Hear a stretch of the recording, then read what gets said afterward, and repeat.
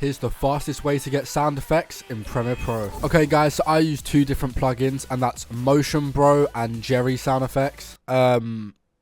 Just ignore this right here. Just ignore this. So Motion Bro is usually an After Effects plugin, but it's really good for Premiere because it literally just has a bunch of different sound effects. And all you got to do is find one that you like and then press apply. And there you go, it's literally just inside of your Premiere Pro timeline. And guess what? Jerry sound effects is the exact same. Let's find one that we like here. That's pretty much it.